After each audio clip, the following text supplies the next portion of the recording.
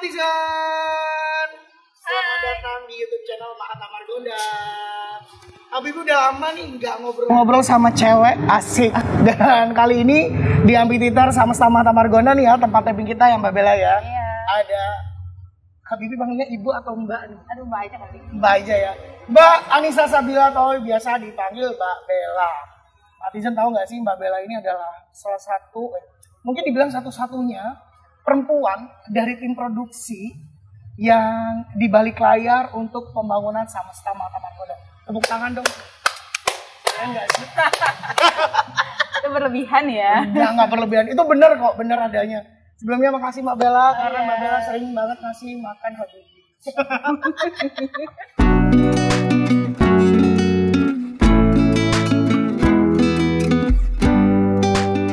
Mbak Bella, alhamdulillahirobbilalamin nih kan. Kita mau ngobrol di sini tentang progres dari Samasta Mahata Margonda sendiri. Tadi Habibie bilang alhamdulillah karena kita sudah topping off 2 tower. Kerja bagus, mudah-mudahan bisa diserah terimakan tahun ini. Amin ya rabbal alamin. Mbak Bella, ini kan udah mulai topping off nih 2 tower nih. Yes. Apa nih step selanjutnya yang akan dilakukan oleh teman-teman dari tim produksi nantinya?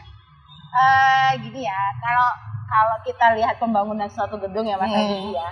Gedung itu kan terdiri dari 3 komponen. Oke. Yaitu ada ada struktur pertama, lalu ada arsitektur, dan ada yang namanya instalasi MFP gitu ya. Ya. Yang sudah kita lakukan adalah topping of struktur gitu loh Mas.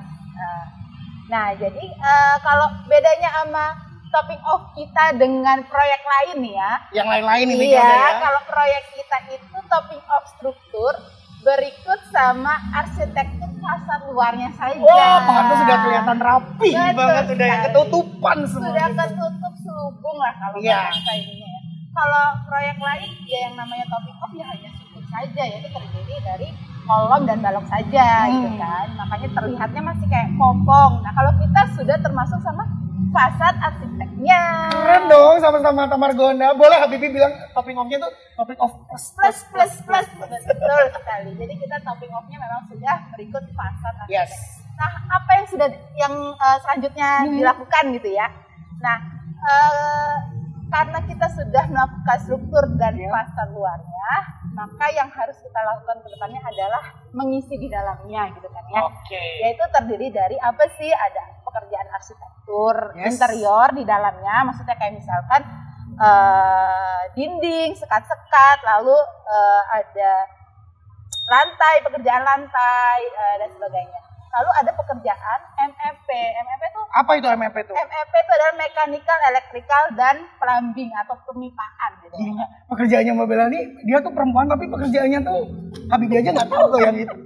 Beneran nggak tahu gue. Beneran. Terus? Oke. Nah, jadi kalau mechanical-nya itu adalah pekerjaan seperti pekerjaan lift, lalu ada eskalator di dalamnya. Pemasangannya itu ya? Betul Oke. sekali.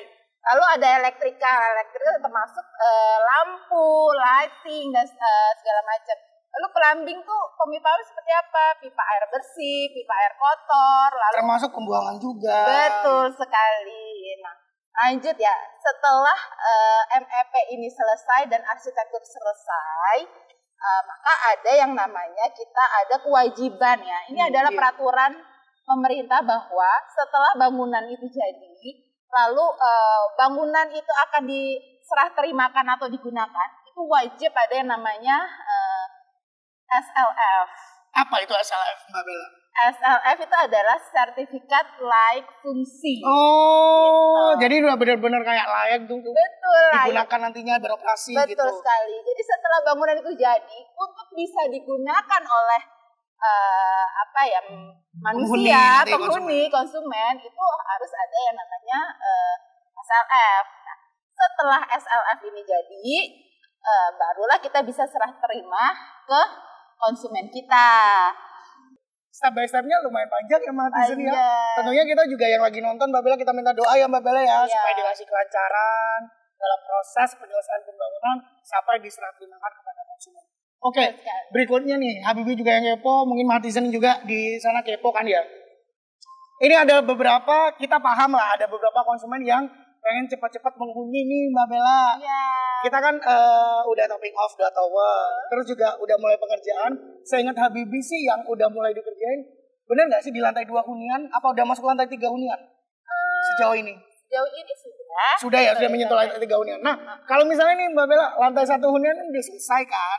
Sedangkan 2, 3, dan yang lainnya menyusul untuk dikerjakan.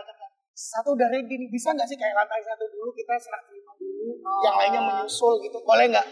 Jadi gini ya Mas Habibie, perlu di satu hal bahwa kita ini dalam perizinan kita, sebelum kita membangun kan ada yang namanya perizinan ya. Yes. Ini kita perizinan ini dan perencanaannya itu sudah direncanakan dalam 29 lapis. Kita nyebutnya seperti itu. Banyak juga ya. 29 lapis atau 29 lantai gitu kan. Nah, dalam 29 lantai ini itu udah ada sistem-sistemnya. Yes. Termasuk seperti yang saya tadi bilang. Ada yang namanya sistem lift, ada yang namanya sistem eskalator, bahkan pemadam kebakaran itu juga merupakan satu sistem dalam gedung yang tidak bisa dipisahkan. Satu kesatuan. Satu kesatuan. Okay. Itu semuanya seperti kayak apa ya? Kayak kalau bahasa orang awamnya adalah tubuh. Ada kaki sampai kepala gitu kan. Yes. Gitu. Nah, ibaratnya gini, kalau dalam satu sistem itu kita potong satu terus yang lainnya dikerjakan, bisa tidak dalam ini berfungsi gitu. Intinya tidak akan berjalan dengan baik lah ya. Tidak akan berfungsi dengan baik. Bagaimana dengan orang yang menempati di situ dengan sistem yang seadanya? Tidak akan nyaman. Gitu. Nah, jadi gini, itu pun juga tidak bisa, tidak diperbolehkan oleh pemerintah dalam hal ini sebagai pemberi kebijakan bahwa tidak diperbolehkan untuk diserah terimakan sebelum ada SLF. Itu poin pertama. Sedangkan SLF itu nunggu semuanya jadi. SLF itu nunggu semuanya jadi, gitu. Yang kedua adalah kenyamanan kita nggak enak lah sebagai penghuni di lantai tersebut untuk benar juga sih. Ya kan? Ya mungkin lantai 1 bobo, di atas lagi maku gitu kalau orang Jawa Timur. Nah, tidak bisa juga di dalamnya di situ ada utilitas yang bisa digunakan. Itu sih sebenarnya. Jadi karena itu satu kesatuan ya kita harus nunggu bersabar sampai semuanya jadi dan sudah keluar yang namanya sertifikat layak fungsi ya. Iya betul. Nah, SLF ini sebenarnya kan memang suatu kewajiban ya sebagai dari developer untuk bisa diserah terimakan ke konsumen. Oke. Nah berikutnya nih Mbak Bella, kita tahu ya tim produksi itu kerjanya pagi, siang, malam. Habibie sering lihat tuh, asal Mahatizen tahu ya, di grup WhatsApp itu biasanya kalau udah malam teman-teman produksi udah report lagi ngerjain ini, luar biasa sekali perjuangannya. Nah, kendala-kendala apa sih Mbak Bella yang biasanya dialami oleh developer, bisa dibilang tim produksi lah ya khususnya ya, dalam penyelesaian pembangunan khususnya Mahkamah Agung ini biasanya? Jadi gini, kalau kendala itu berarti kan dari setiap proses pekerjaan ya.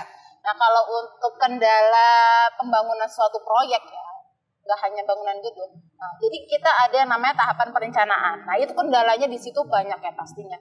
Lalu seperti kayak misalkan kita harus memenuhi standar-standar dari SNI, lalu standar-standar di suatu daerah itu mencocokkannya juga cukup panjang ya. Lalu ada masa saat kita mengurus perizinan. Nah, dari kita merencanakan suatu bangunan, bahwa kita merencanakan 29 lantai dan segala macam, untuk menuju supaya bisa dibangun, itu kan perlu ada yang namanya perizinan. Nah, itu memang kita nggak bisa pungkiri bahwa perizinan di Indonesia itu sangat panjang sekali. Walaupun memang itu kenyataan di lapangan. Ya, kenyataan di lapangan. Kenyataan di lapangan memang panjang. Nah, itu memang kendala yang cukup saat itu sungguh berat ya. Menantang ya.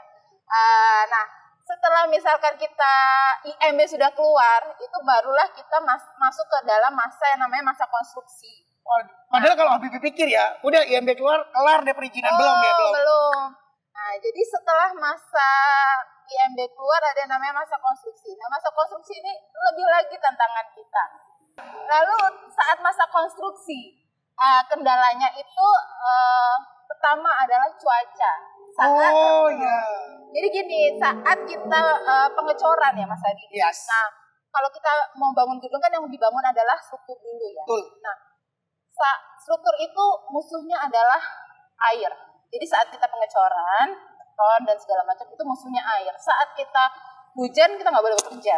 Oh iya. Gitu. Jadi apalagi kalau musim sekarang ini ya, Lumayan musim November, hujan ya. Desember, Januari, Februari itu adalah musim hujan. Jadi memang saat itu pengecoran itu tidak bisa dilakukan dengan masif ya. Lalu apalagi ya, banyak item-item. Yang kedua adalah item-item banyak kita dari luar. Misalkan adalah genset, lalu lift, itu memang banyak part-part yang tidak bisa kita dapatkan di Indonesia. Betul. Kayak pompa itu juga kita harus import dari China, dari Korea. Iya. Karena memang di Indonesia belum ada itu ya. Betul. Nah, memang alasan yang ketiga adalah pandemi ini sangat berpengaruh ya. Berpengaruh, betul. Jadi banyak alat-alat yang kita harus datangkan dari luar itu kan memang terkendala di pelabuhan. Lagi di masa-masa pandemi kayak gini ya, Mbak Bella ya. Betul. Itu setahu aku sih kayak aktivitas dengan ya keluar, khususnya luar negeri itu kan ditutup sementara. Iya. Kayak bandara-bandara juga belum menerima penerbangan luar negeri. Ternyata pelabuhan juga gitu ya Mbak Bella ya. Betul. Ini Mbak Bella salah satu yang terkendala juga ya karena pandemi ini. Mudah-mudahan cepat selesai aja deh ya Mbak Bella ya. Tentunya kita di sini mohon doa sekali lagi ya kan kepada netizen supaya penyelesaian Samasta Mata Margonda bisa berjalan dengan lancar dan juga nanti bisa diserah terimakan dengan kualitas terbaik untuk konsumen Samasta Mata Margonda. Amin. Thank you ya Mbak Bella ya. Mudah-mudahan nanti kita ada kesempatan lagi ngobrol sama Mbak Bella. Semangat terus Mbak Bella, lancar terus. Jangan lupa kalau ada makan siang di belakang hubungi Habibie ya. Oke Matizen, thank you untuk kali ini Matizen yang sudah nonton YouTube channel Mata Margonda. Jangan lupa untuk promo terbaik bisa WhatsApp di 0811 021577 atau bisa langsung juga ke marketing galeri kami di Jalan Margonda Raya nomor 367 Kota Depok. Habibie pamit. Bella juga pamit. Dah.